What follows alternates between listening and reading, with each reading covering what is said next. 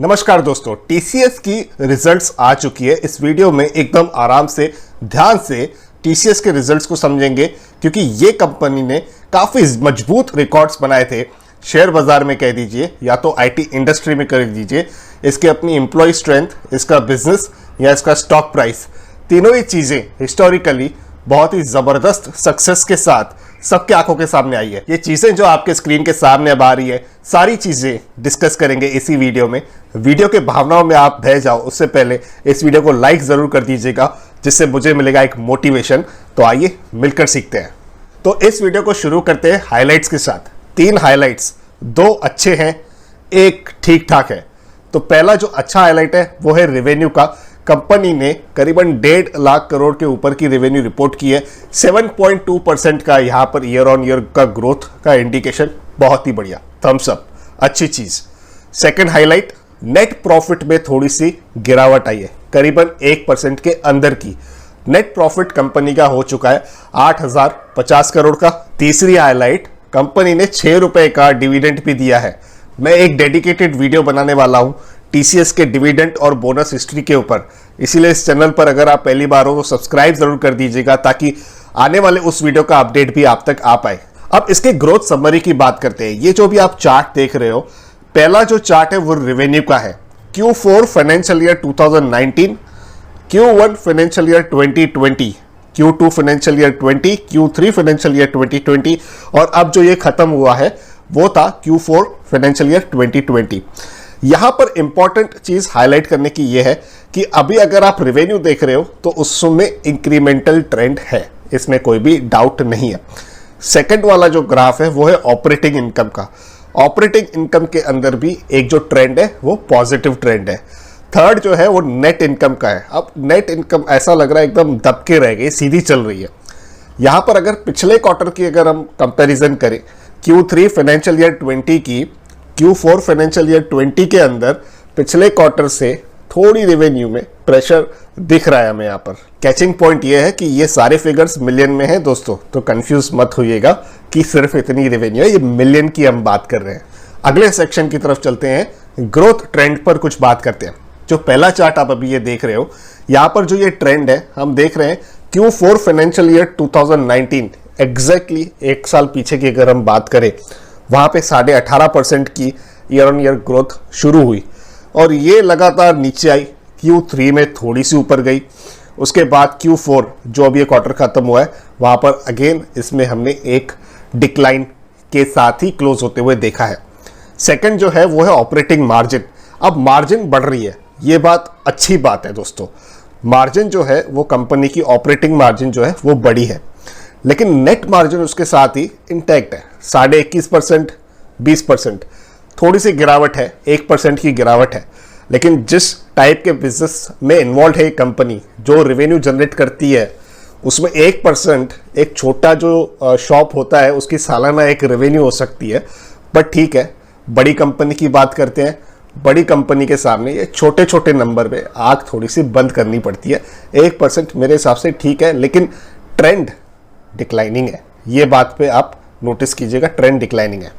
अगले सेक्शन की तरफ बढ़ते हैं। अगला सेक्शन बहुत ही इंपॉर्टेंट सेक्शन होता है किसी भी आईटी कंपनी का, उसका बैकबोन तक कहलाता है। मैं यहाँ पर पीपल की बात कर रहा हूँ जी। आईटी कंपनी में सबसे बड़ा असेट होता है उसके लोग, उसके जो टैलेंट होते हैं वो सर्विसेज प्रोवाइड करते हैं, जिसकी वजह से एक रेवेन्यू जनरेट होती है। इनके पास कोई फिजिकल प्रोडक्ट तो होता नहीं है, ये क्लाइंट्स को सर्विस दिलाते हैं, सर्विस देते हैं, चाहे वो कोई से भी किसी भी रूप में हो सकती है, कंसल्टेंसी हो सकती है या डेवलपमेंट हो सकती है, टेस्टिंग हो सकती है, और भी कई अन्य प्रकार के सर्विसेज होते हैं आईटी कंपनी पे, जिस पर एक अलग से एक डेडिकेटेड वीडियो में जरूर बात करेंगे।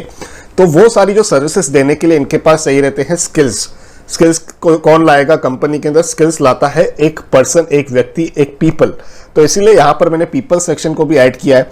अगर हम इसके पीपल सेक्शन को देखें, Q3 2019 से लेकर मैंने ये डेटा लिया हुआ है Q4 2020 तक का, तो करीबन इसमें बहुत अच्छी ग्रोथ हुई है। 4.5 लाख लोगों की करीबन इस कंपनी में अभी स्ट्रेंथ है। 4,24,000 थे करीबन Q4 2019, जो 1 साल पहले की बात अगर हम देखें तो टैलेंट डेवलपमेंट भी जोरदार है इस कंपनी का। करीबन 38 मिलियन आवर्स ये लोग लर्निंग में इन्वेस्ट कराते हैं अपने एम्प्लॉय से, बहुत अच्छा नंबर है। 3,35,000 एम्प्लॉयज इनके डिजिटल स्किल पर ट्रेंड है। देखिए आगे जो ज़माना आने वाला है, मैंने अपने एक और वीडियो में कहा था कि आईटी कंपनीज के लिए आगे जो डिजिटल सर्विसेज में जो आईटी कंपनीज इन्वॉल्व है वो अच्छी रेवेन्यू कमाएगी। आप देखिए लॉकडाउन में घर पे बैठकर सबसे ज़्यादा कंजम्पशन क्या है? आपका फूड सबसे ज़्यादा कंजम्पशन है कि आप डिजिटली सबसे ज़्यादा कंटेंट कंज्यूम कर रहे हो, और अपना टाइम का जो प्रोपोर्शनेट है वो सबसे ज़्यादा आप कहाँ स्पेंड करते हो, कहाँ इन्वेस्ट करते हो, कौन सी ऐसी एक्टिविटीज़ में आप अपने टाइम को डालते हो। आप अगर उस चीज़ों को देखोगे तो digital platforms, digital learning, digital conversations हो गई, सोशल गैदरिंग्स आजकल डिजिटल हो चुकी हैं, पढ़ाई, लेक्चर्स और बहुत ज़्यादा कॉन्फ्रेंसेस, वेबिनार्स, ये सब भी डिजिटल प्लेटफॉर्म की तरफ आते हैं। तो डिजिटल सर्विसेज एक बहुत ही अच्छी एरिया ऑफ अपॉर्चुनिटी है किसी भी आईटी कंपनी के लिए। तो इनके 3,35,000 लोग डिजिटल स्किल्स के साथ बैठे हुए हैं इनके पास। 4,17,000 लोग अजाइल ट्रेंड है। देखिए अजाइल एक बहुत ही बड़ा वास्ट सब्जेक्ट है, अगर उसके ऊपर बात करने बैठे तो वीडियो में कई घंटे हमें सिर्फ उसकी बात करनी पड़ेगी। लेकिन एक बात मैं आपको बताना चाहूँगा कि कंपनी, आईटी कंपनी खास करके काफ़ी फास्ट चेंज होती है। मतलब वहाँ पर जो वो टेक्नोलॉजी में इन्वॉल्व होते हैं, ए से बी, बी से सी, सी से डी, स्विच ओवर्स बहुत फास्ट होते हैं। वहाँ पर ये स्किल्स बहुत ज़्यादा काम आती है। आईटी कंपनी में एक दिक्कत छोटी सी और भी होती है कि लोग छोड़ के बहुत जल्दी जाते हैं क्योंकि उन्हें अच्छी सैलरी मिल जाती है।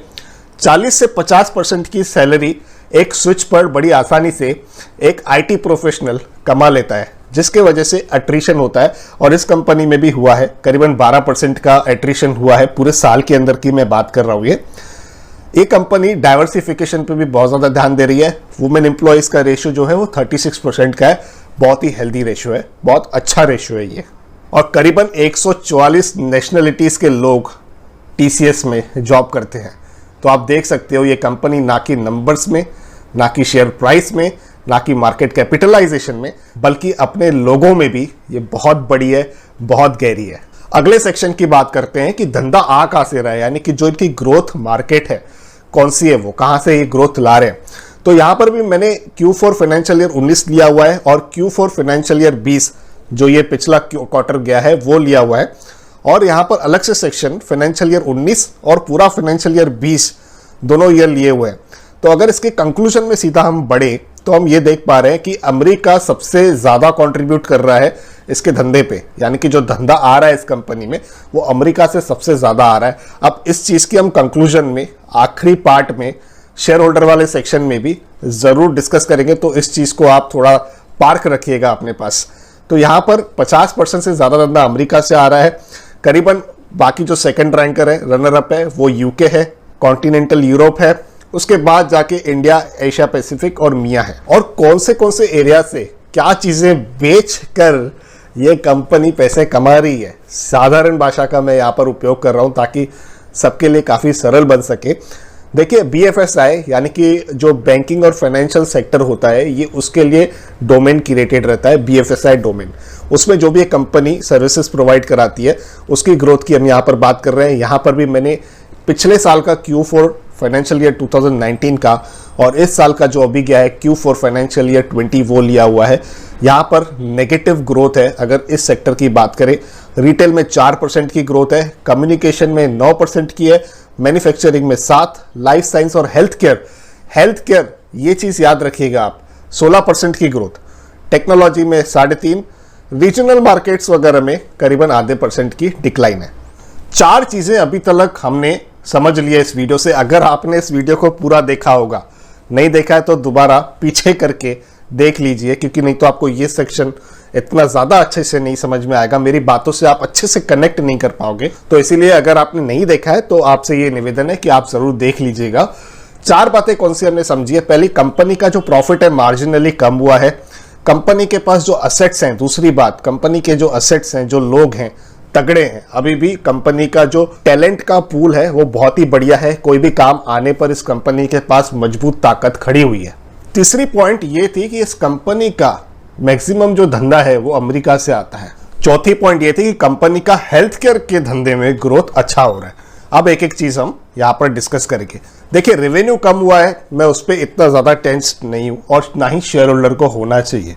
दूसरी बात, अगर कंपनी के पास पीपल अच्छे हैं, यानी कि assets in the form of people बहुत ही बढ़िया है, टैलेंट अच्छा है, उसमें भी ग्रे एरिया ये है कि वो काम आना चाहिए। यहाँ पर प्रोबेबिलिटी है, आपने डिजिटल मार्केटिंग की एक अच्छी टीम खड़ी कर दी, प्रोजेक्ट्स भी तो आपके पास होने चाहिए और बढ़ने चाहिए और आने चाहिए।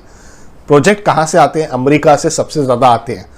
ये जो अभी चैलेंजेस है कोविड-19 का, इसमें मुझे लगता है कि ये जो प्रोजेक्ट्स हैं इनमें ग्रोथ कहीं ना कहीं स्लो डाउन रहेगी। यहाँ पर ग्रोथ ज़्यादा एक्सपेक्ट नहीं कर सकते और ये नेचुरल है, इसमें टीसीएस बेचारे की कोई बुराई नहीं है दोस्तों। ये मार्केट ही ऐसी चल रही है जहाँ पर ग्रोथ की दिक्कत, कोई भी बड़ा हाथी हो, कोई भी बड़ी कंपनी हो, उसको आनी है। तो ये चीज़ क्लियर है, ग्रोथ रेट में डिक्लाइन है। थोड़ा कहीं से सपोर्ट, जो ये चौथी पॉइंट है ना, जो इनका हेल्थ केयर का बिजनेस ग्रो कर रहा है, ठीक है, वो ग्रोथ इनकी जो है वो स्टेडी या कंटिन्यू रह सकती है, जो ओवरऑल ग्रोथ रेट में कहीं ना कहीं सपोर्ट करेगी। तो मान लीजिए अगर डिक्लाइन आना होगा 5% का, तो वो आएगा 3% का, 2% का। एग्जाम्पल के तौर पे मैं आपको बता रहा हूँ, अगले साल आके वीडियो पे कमेंट नहीं करना सर आपने 5% का डिक्लाइन बोला था। मुझे नहीं पता है, ये चीज़ें किसी को नहीं पता होती है अगले साल क्या होने वाला है, इस कंपनी के कैसे रिजल्ट्स आएंगे, ये कंपनी कैसे परफॉर्म करेगी, मार्केट कंडीशंस पे ये चीज़ें डिपेंड होती है। अब शेयर होल्डर को करना क्या है? देखिए, अगर आपके पास शेयर्स हैं और अगर आप प्रॉफिट में हो तो थोड़ा प्रॉफिट बुक करना यहाँ पर बनता है। मैं क्लियर एडवाइस दे रहा हूँ कि थोड़ा कितना प्रॉफिट बुकिंग कीजिए, नए एक्यूमुलेशन के लिए थोड़ा टाइम दीजिए। ये टाइम सही नहीं है, थोड़ा टाइम वेट कीजिए। या आप इम्पेशेंट हो, आप बहुत इंप्रेस हो गए हो रिजल्ट से, तो अगर आपको मान लीजिए 1 लाख रुपया लगाना है तो 25,000 ही लगाइए, उससे ज़्यादा नहीं लगाइए। क्योंकि मुझे भी नहीं पता है गारंटीड ये शेयर नीचे जाएगा। रिजल्ट्स खराब है, अच्छी है, ये डिसाइड कौन करेगा? आप, मैं, पब्लिक जो है वो डिसाइड करेगी। दूसरी बात ये होती है कंपनी पे लोगों का भरोसा कैसा है। लगता है कि कंपनी ने चलो कोई बात नहीं, इस बार थोड़ा एवरेज किया है, बिलो एवरेज किया है, आगे शायद बेटर परफॉर्म करे। तो इसीलिए मैं आपको बता रहा हूँ, ये चीज़ें, शेयर की जो प्राइस है वो एकदम इमीडिएट इफेक्ट रिजल्ट से ही आएगा, ऐसा बिल्कुल ज़रूरी नहीं है। और वो कौन सा इफेक्ट आएगा, नेगेटिव की पॉजिटिव, उसका भी जजमेंट लगाना बहुत डिफिकल्ट होता है। तो ये चीज़ें डिपेंड करती है कि शेयर पे रिएक्शन इस रिजल्ट का क्या आएगा। एज अ इन्वेस्टर, जैसे मैंने कहा, प्रॉफिट में हो थोड़ा बुक कीजिए, नए एक्यूमुलेशन में ध्यान दीजिए। ये शेयर, ऐसे शेयर लंबी अवधि के लिए बहुत सही रहते हैं, बहुत बढ़िया रहते हैं, लंबी अवधि के घोड़े हैं ये। तो धीरे धीरे जैसे अच्छा मौका है, किसी दिन मार्केट के सेंटिमेंट्स बहुत ही खराब हो, वैसे टाइम पे आपको इस शेयर्स में एक्यूमुलेशन करना चाहिए। इस वीडियो के अंत में एक चीज़ मैं आपसे ज़रूर शेयर करना चाहूँगा, जो टीसीएस के सीईओ हैं राजेश गोपीनाथन जी, उनके तरफ से कही हुई एक लाइन, राजेश सर ने एक लाइन कही जो मुझे बहुत पसंद आई, तो वो मैंने पिक कर ली है। We are confident that we have a good ship and a good crew. तो इनको पूरा भरोसा है कि इनका जो जहाज है वो बहुत ही बढ़िया है, जहाज के जो स्टाफ हैं, जो कप्तान हैं, जो जहाज को मैनेज करते हैं, वो भी बहुत बढ़िया है। और मैं भी इनके इस कोट से सहमति रखता हूँ पूरी तरह से। लेकिन शेयर होल्डर को प्राइस, अर्निंग्स, उसके साथ ही अपना प्रॉफिट भी देखना पड़ता है। तो इसीलिए मैंने अपनी निजी राय इस वीडियो के थ्रू आपके साथ शेयर की है। अब आपको वीडियो अगर अच्छा लगा है तो इसे लाइक कीजिए, शेयर करने के लायक है तो ज़रूर शेयर कीजिएगा। चैनल पर पहली बार हो, सब्सक्राइब करना बिल्कुल नहीं भूलिएगा। इस वीडियो में बस इतना ही। अपने हेल्थ का और अपने वेल्थ का बहुत ही अच्छे से ध्यान रखिए।